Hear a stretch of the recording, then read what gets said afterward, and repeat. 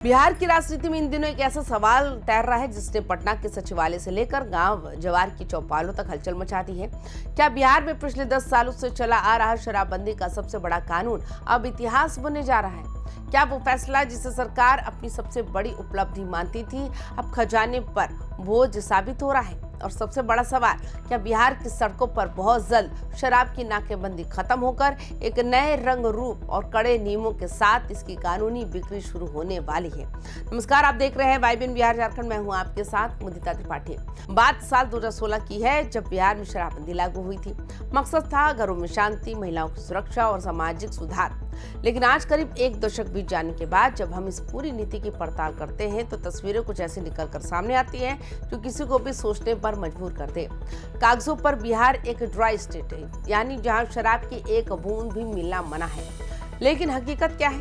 हकीकत यह है कि राज्य के कोने कोने से हर रोज लाखों लीटर शराब जब्त हो रही है, हजारों गाड़ियां सीज हो रही हैं और जेलें शराबबंदी के आरोपियों से भरी पड़ी है। अब सवाल उठता है कि अचानक 10 साल बाद इस नीति को लेकर फिर से बहस इतनी तेज क्यों हो गई?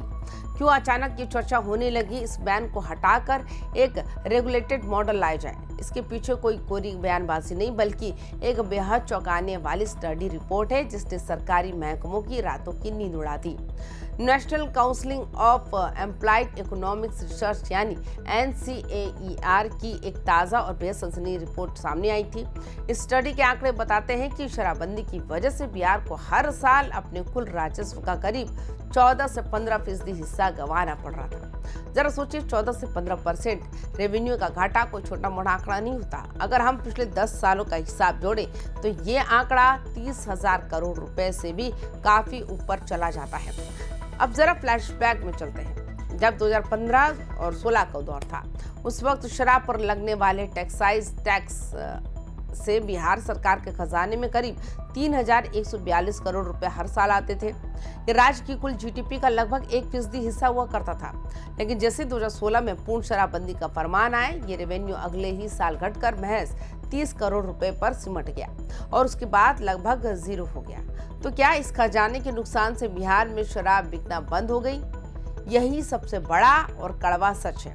NCAER की रिपोर्ट चीख कर कह रही है कि जैसे ही शराब की कानूनी दुकानें बंद हुई, वैसे ही राज्य में एक समानांतर और बेकाबू अवैध शराब का काला बाजार खड़ा हो गया।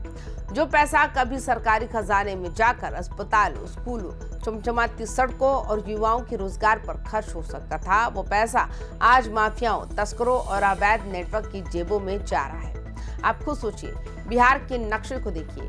एक तरफ झारखंड है, दूसरी तरफ पश्चिम बंगाल, उत्तर प्रदेश और ऊपर नेपाल। इन सभी सीमाओं पर शराब की बिक्री पूरी तरह कानूनी है। नतीजन सीमा पार से बिहार के अंदर शराब की तस्करी का एक विशाल नेटवर्क खड़ा हो चुका है। पुलिस कार्रवाई करती है, नाकेबंदी होती है, लेकिन जैसे ही रास्ता बंद होता है, तस्कर 4 नए रास्ते ढूंढ लेते हैं। आंकड़े खुद इस बात की गवाही देते हैं कि जरा बिहार पुलिस के हालिया आंकड़ों पर गौर कर लीजिए। साल 2026 के शुरुआती 5 महीनों यानी जनवरी से मई के बीच पुलिस ने राज्य भर में 17.5 लाख लीटर से ज्यादा शराब जब्त की, जिसकी कीमत लगभग 141 करोड़ रुपए से भी ज्यादा है। और सिर्फ 5 महीनों में 56,904 से ज्यादा लोग सलाखों के पीछे भेजे गए। अगर पिछले साल यानी 2025 के इन्हीं 5 महीनों से तुलना करें, जब 15.73 लाख लीटर शराब पकड़ी गई थी, तो इस साल जब्ती में 11% से ज्यादा की बढ़ोतरी हुई। और अगर पूरे 10 साल का लेखा जोखा निकाले तो 17 लाख से ज्यादा गिरफ्तारियां हो चुकी हैं और करीब 4.83 करोड़ लीटर शराब जब्त की जा चुकी है। जब इतने बड़े पैमाने पर जब्ती हो रही है और लाखों लोग जेल जा रहे हैं, तो इसका सीधा मतलब है कि डिमांड और सप्लाई का खेल आज भी जारी है। इसी को देखते हुए अर्थशास्त्रियों और विशेषज्ञों का मानना है कि पूर्ण प्रतिबंध की जगह रेगुलेटेड सेल्स यानी नियमों के तहत शराब बिक्री का मॉडल अपनाना चाहिए। यानी सरकार लाइसेंस जारी करे, उस पर भारी एक्साइज ड्यूटी और टैक्स लगाए, उम्र और बिक्री की जगह तय करे। इससे 2 बड़े फायदे होंगे। पहला तो ये कि जहरीली और अवैध शराब से होने वाली मौतों पर लगाम लगेगी और दूसरा, सरकार को जो हजारों करोड़ का राजस्व मिलेगा, उससे राज्य के विकास को एक नई रफ्तार दी जा सकेगी। लेकिन कहानी में असली मोड़ यही से आता है कि आर्थिक नुकसान की वजह से रातों रात शराबबंदी हट सकती है। क्या राजनीतिक रूप से ये इतना आसान फैसला है? बिल्कुल नहीं। बिहार की सियासत को समझना इतना सीधा नहीं है। शराबबंदी सिर्फ एक आर्थिक नीति नहीं है, ये बिहार में एक बहुत बड़ा राजनीतिक और सामाजिक वोट बैंक का मुद्दा बन चुकी है। राज्य की आधी आबादी यानी महिला वोटर इस कानून को सीधे अपने घर की शांति और सुरक्षा से जोड़ कर देखती है।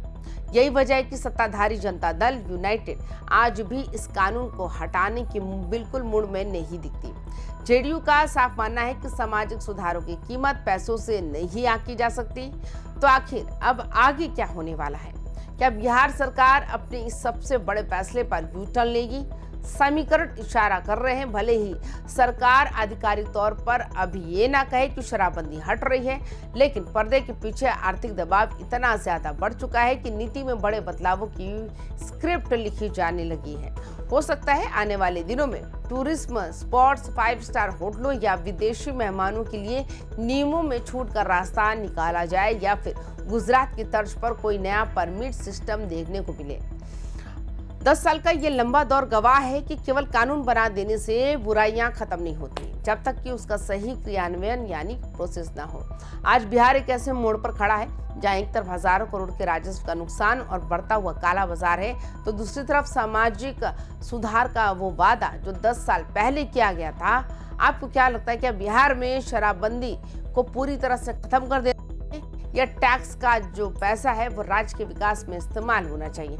अपनी राय नीचे कमेंट बॉक्स में जरूर लिखें। तमाम खबरों के लिए देखते रहिए YBN बिहार झारखंड। नमस्कार।